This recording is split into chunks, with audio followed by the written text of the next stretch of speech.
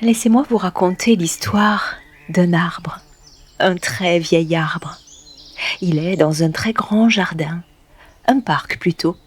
Il est là, parmi les autres arbres, et lui aussi, comme tous les autres, il s'élève vers le ciel, haut, très haut. Un jour, un orage déchaîné attira la foudre sur lui, et il fut détruit en grande partie, ses branches noires et carbonisées par la violence de l'éclair qui venait de le foudroyer. Le propriétaire du parc décida de l'abattre, persuadé qu'il était mort. Mais lorsqu'il s'approcha de lui, avec tout son matériel de coupe, surprise! Il découvrit la présence de jeunes rameaux tout tendres, tout verts, si fragiles et pourtant si désireux de vivre. Ce jour-là, l'arbre ne fut pas abattu et les jeunes rameaux commencèrent à le recouvrir d'espoir et de renouveau. Il devint de plus en plus robuste et vigoureux, comme une victoire sur la mort qui restait toutefois gravée sur ses branches desséchées par la foudre. Mais la vie ne demandant qu'à s'écouler dans sa sève, il ne pouvait que choisir la vie. Le temps passa et, quelques années plus tard, une tempête ravagea la région, détruisant sur son passage tout ce que le vent furieux pouvait anéantir. Notre arbre ne fut pas épargné. La tempête brisa ses branches nouvellement formées, l'inclina un peu comme pour le déraciner, arracha ses feuilles au vert profond comme pour le dépouiller du meilleur de lui-même. Cette fois-ci, il ressentit beaucoup de souffrance dans ses racines, dans sa sève et dans la moindre brindille dont la fragilité ne put résister à ce nouvel assaut d'hostilité. Lorsque le propriétaire s'approcha de lui avec tout son matériel de coupe, car oui, cette fois-ci, il semblait ne plus y avoir la moindre vie dans ce géant aux branches nues tendues vers le ciel, eh bien, lorsque le propriétaire s'approcha de lui pour l'abattre, surprise!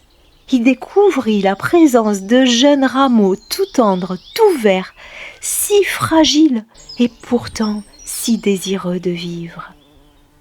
Ce jour-là encore, l'arbre ne fut pas abattu et les jeunes rameaux commencèrent à le recouvrir d'espoir et de renouveau. Et puis vint une période de sécheresse intense. La terre devint dure, sèche, très sèche. Elle se craquela, révélant des crevasses qui suppliaient le ciel de leur offrir quelques gouttes de pluie. Notre arbre, qui avait affronté bien des épreuves et dont les jeunes rameaux n'étaient pas suffisamment robustes pour surmonter celles-ci, eh bien, notre arbre s'avoua vaincu. Oui, il capitula en quelques jours et accepta de rendre sa vie à la profondeur de la terre et à l'immensité du ciel. La sève disparut. Les rameaux et les branches se desséchèrent et son tronc prit une teinte à mi-chemin entre le blanc et le gris. Vous savez, une teinte grisâtre qui fendait le cœur. Il était vraiment mort. Oui, vraiment. Lorsque le propriétaire s'approcha de lui pour l'abattre avec tout son matériel de coupe, surprise! 3 oiseaux étaient posés sur ses branches, tout au sommet, et ils chantaient si joyeusement que l'homme au cœur généreux n'eut pas le courage d'abattre l'arbre. Les jours suivants, de nombreux oiseaux vinrent se poser, des tourterelles, des merles, des moineaux, des pies.